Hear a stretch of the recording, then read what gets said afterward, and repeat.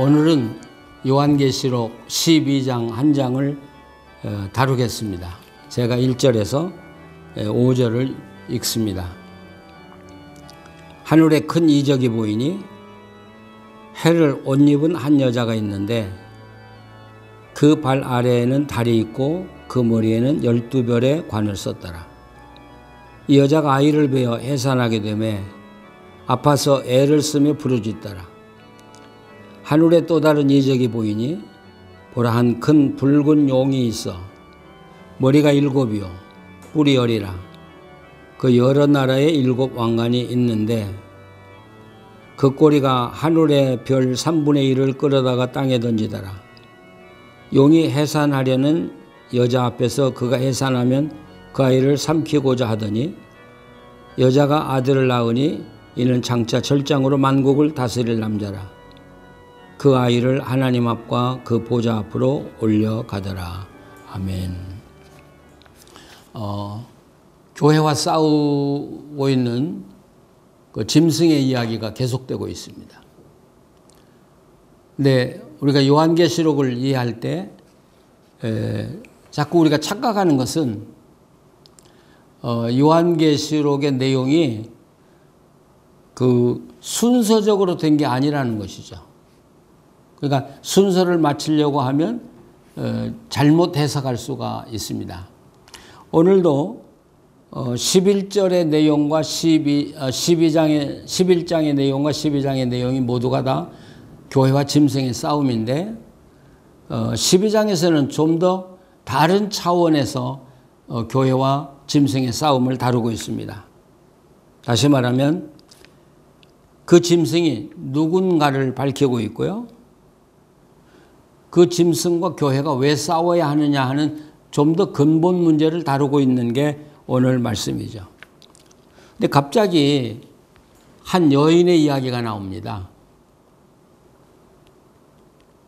해를 옷 입고요. 발 아래 달이 있고요. 그 머리에는 12별의 관이 있다.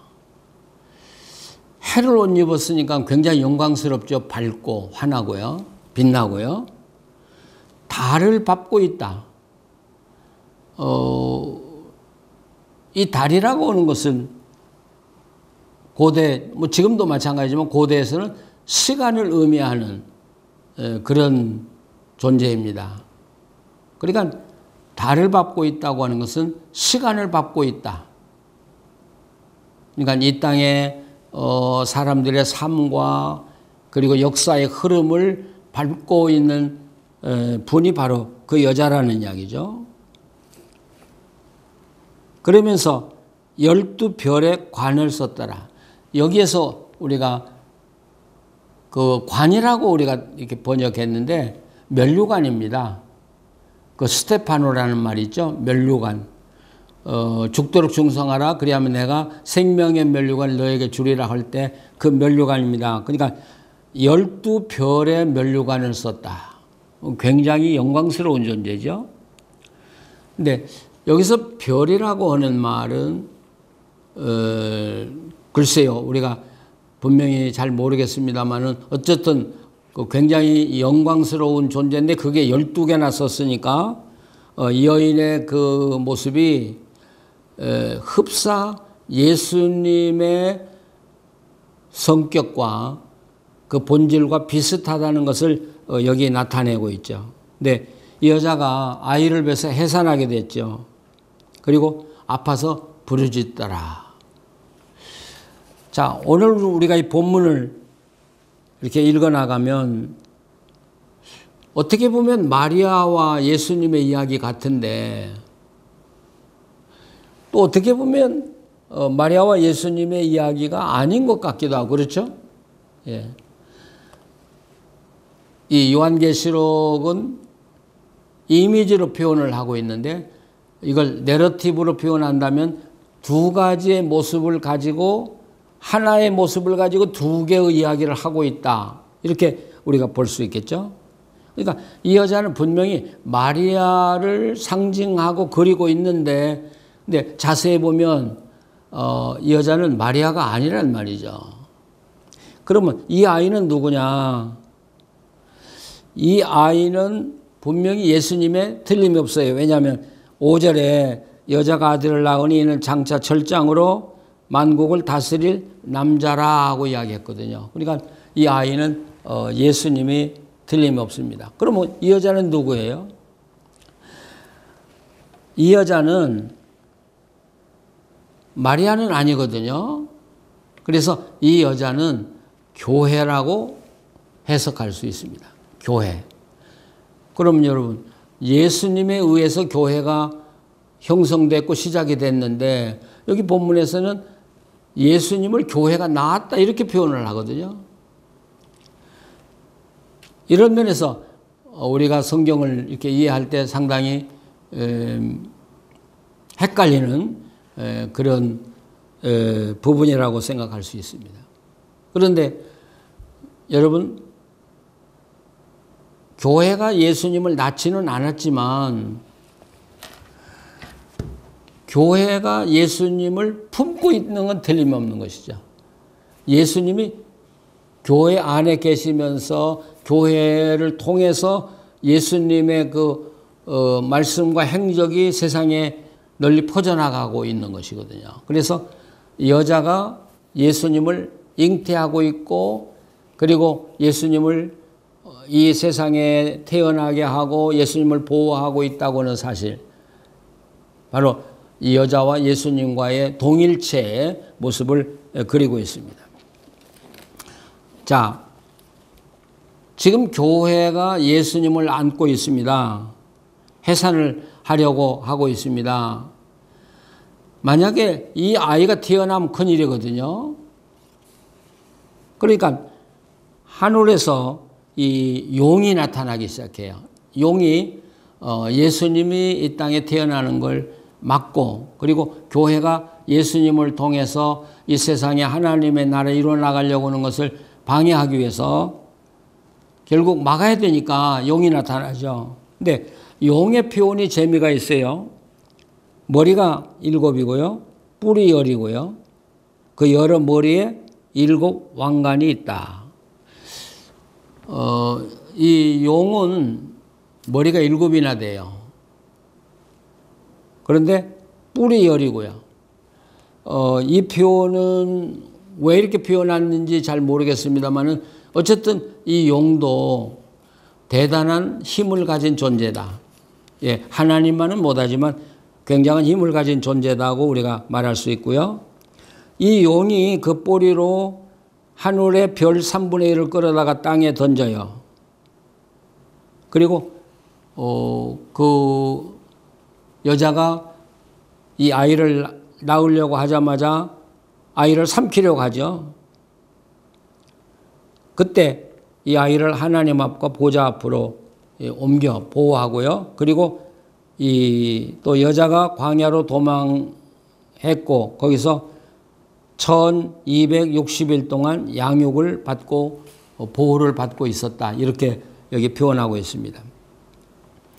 우리가 지난번에도 이야기했습니다마는 이런 숫자 3년 반, 42개월, 1260일은 다 똑같은 기간이라고 그랬죠.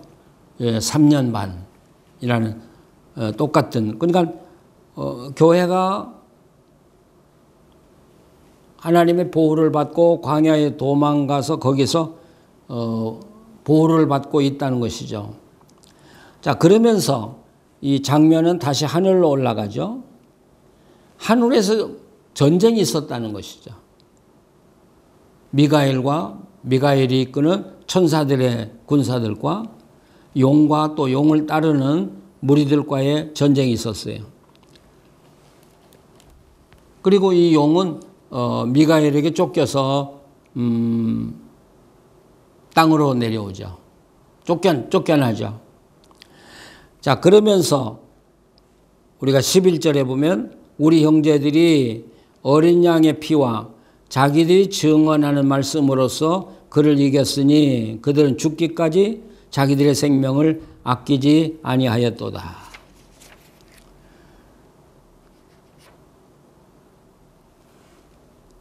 여기서 다루고자 하는 것은 우리가 지난 시간에도 이야기했습니다마는 이 짐승은 교회를 말살시킬 수 있는 모든 것을 다 가지고 있습니다. 근데 이게 누구로부터 왔냐면 용으로부터 왔다는 것이죠. 용이 가진 권세를 이 짐승에게 주었어요. 그러니까 이 짐승은 분명히 이 세상에 지금 존재하고 있는 어떤 인물인데 그 인물을 사람으로만 보면 안 된다는 것이죠. 그 뒤에 용이 있고 용이 권세를 주었고 용의 힘을 가지고 결국 하나님과 대적한다는 사실이죠. 그러면 교회는 아무것도 가지고 있지 않습니까? 단지 복음을 가지고 있고 예수 그리스도를 증언하는 것으로 이 용과 짐승과 싸움하고 있는데요. 그럼 교회가 어떻게 이길 수 있냐? 여기 본문에 보면 교회가 이길 수 있는 비결이 세 가지가 있습니다. 그래서 오늘 이 11절에 첫째는 어린 양의 피입니다.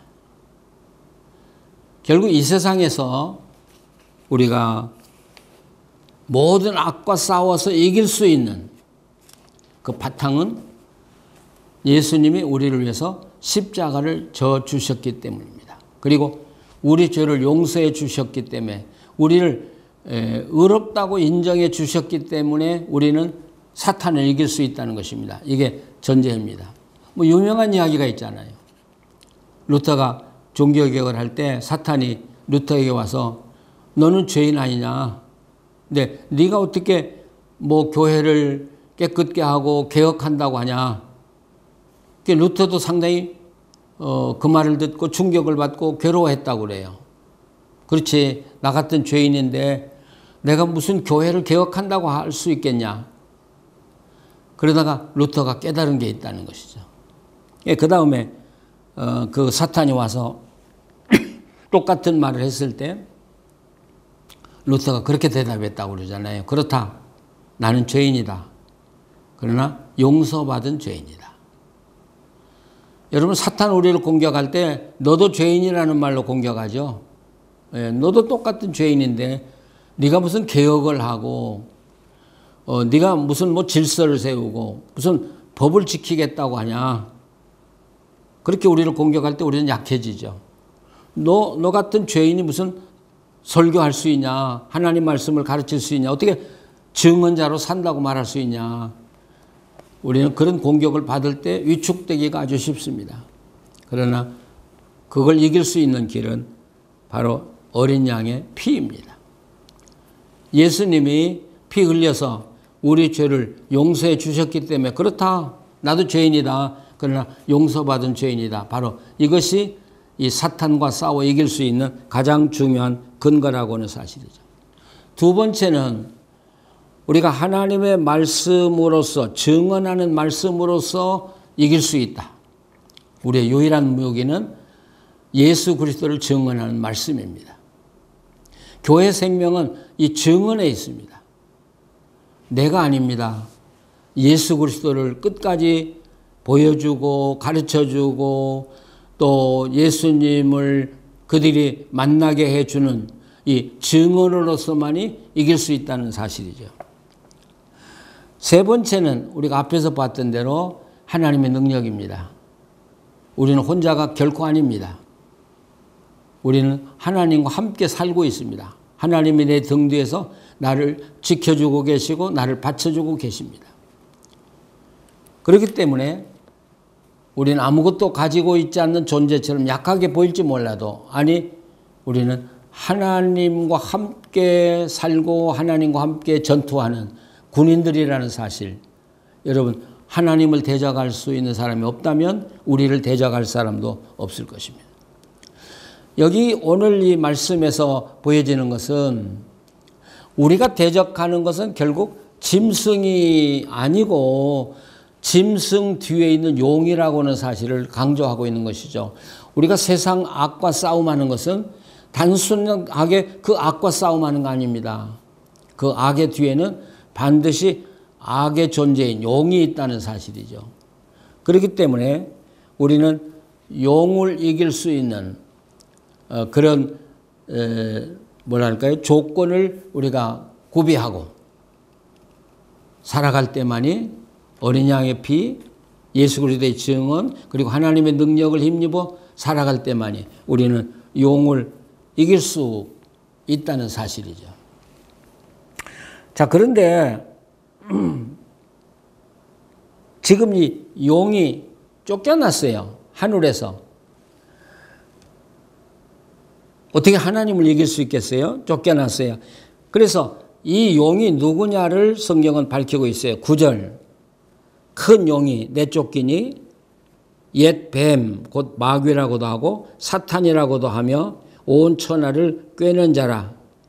그가 땅으로 내쫓기니 그의 사자들도 그와 함께 내쫓기니라. 이 용을 여러 가지로 표현하죠. 뱀이다, 또 마귀다, 사탄이다 이렇게 표현하죠. 앞으로도 이 표현이 또 나오게 되는데 뱀하면 무슨 생각이 나죠? 뱀하면 에덴 동산에서 아담과 하와를 유혹하던 그 존재를 기억하게 합니다. 그러니까 에덴 동산에서 아담과 하와를 유혹해서 하나님과 분리시킨 존재는 단순히 뱀이 아니라 바로 용이라는 사실이죠. 그 다음에 여기 마귀라는 말은 예수님이 이 땅에 오셔서 40일 금식 기도하실 때 마지막 이 마귀가 와서 시험을 했죠. 그러니까 첫째 아담을 무너뜨린 이 마귀가 예수님을 무너뜨림으로써 이 땅에 하나님의 계획을 완전히 무산되게 하려고 하는 그런 존재가 바로 이 용이라는 사실이죠. 근데 용이 하늘에서 쫓겨서 지상에 내려왔어요. 여러분 뭘 이야기해요? 하늘은 이제는 하나님이 통치하는 완전한 나라가 되었다는 것이죠. 그리고 이 땅에 용이 내려왔는데 그 용을 따르는 자들을 제거하기만 하면 이 땅에 하나님의 나라가 이루어지는 것이죠. 그런데 하나님의 나라가 이루어지기 위해서는 용과의 피 흘리는 싸움이 우리 교회에 있을 수밖에 없다는 사실이죠.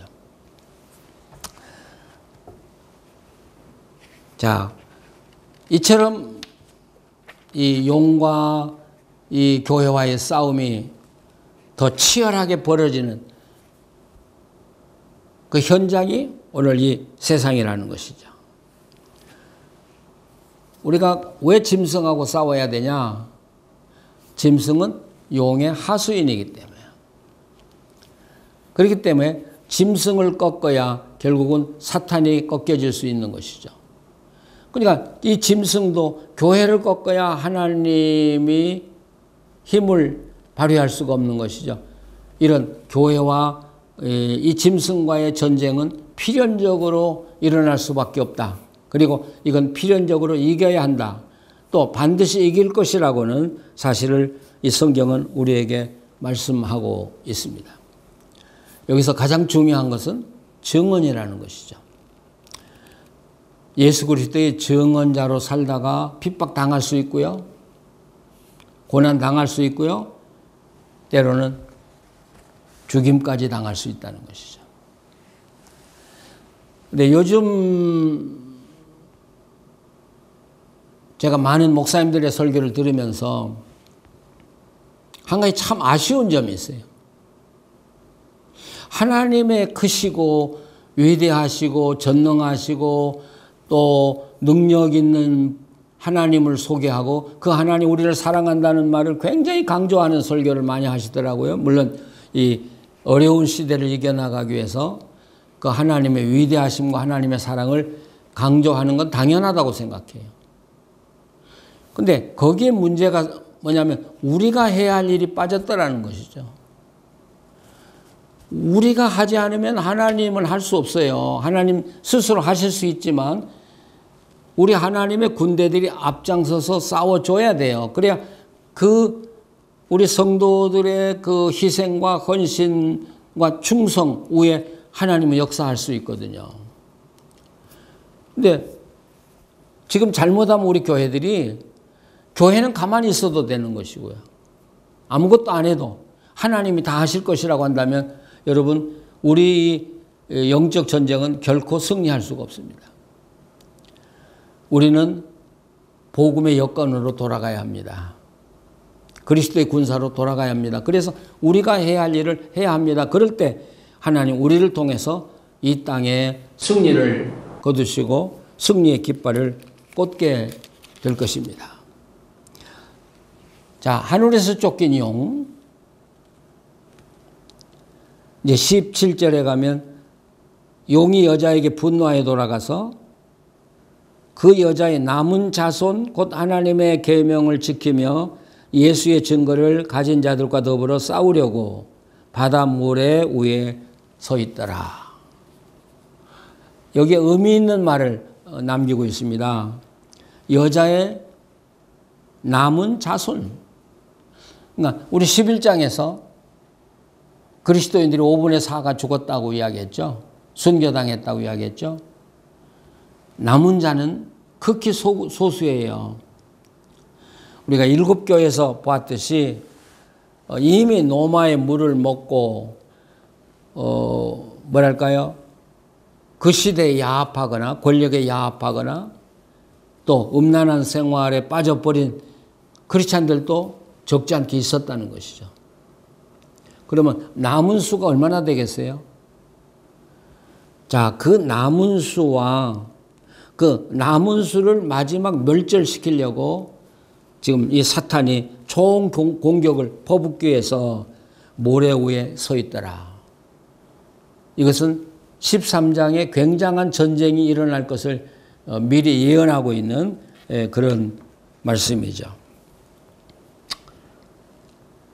자, 오늘 이 여인과 용, 교회와 용의 싸움. 그렇기 때문에 우리는 짐승과 필연적으로 싸울 수밖에 없는 그런 존재라는 사실을 이 성경은 말하고 있습니다. 교회는 편안하다고 할 때가 위기입니다. 우리는 안전하다고 할 때 교회는 패배하고 있는 것입니다.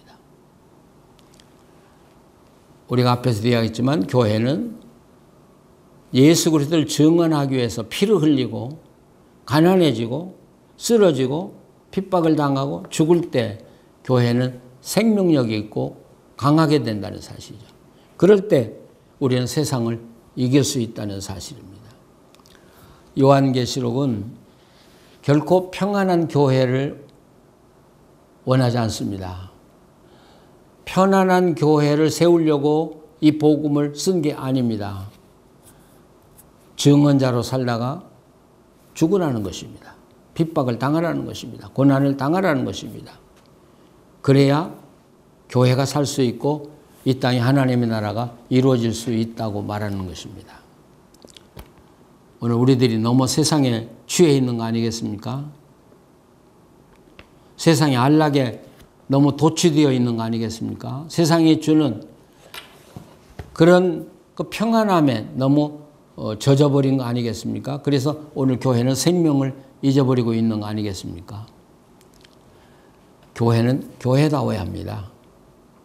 교회가 교회다울 때, 우리가 아무 말도 안 해도 교회다울 때 세상 사람들은 교회를 두려워하게 될 것이고 나아가서는 존경하게 될 것이고 우러러보게 될 것이고 그러면서 교회는 세상을 정복할 수 있게 된다는 사실이죠.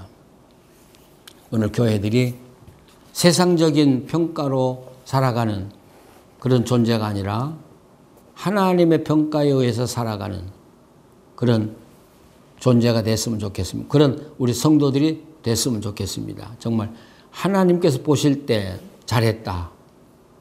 충성된 종아. 이기는 자가 되라고는 그 주님의 말씀대로 증인으로서 승리하고 살아가는, 이기고 살아가는, 그리고 악을 정복해 살아가는 그런 그리스도인들이 됐으면 좋겠습니다. 그런 교회가 되기를 간절히 바랍니다. 기도하시겠습니다. 하나님, 우리의 나태를 용서해 주시옵소서. 우리도 모르는 사이에 세상의 모습을 닮아가고 세상 사람과 구분이 되지 않을 만큼 혼탁한 세상 속에 섞여 살고 있습니다. 우리를 용서하여 주시옵소서. 우리가 살아야 할 세상은 이 땅이 아니고 영원한 하나님의 나라인 걸 잊지 말게 해 주시옵소서. 그래서 하나님의 나라의 시민으로 하늘나라의 군사로 악과 함께 싸우게 하시고 승리하는 교회들 또 우리 성도들이 되게 하여 주시옵소서. 예수님의 이름으로 기도합니다. 아멘.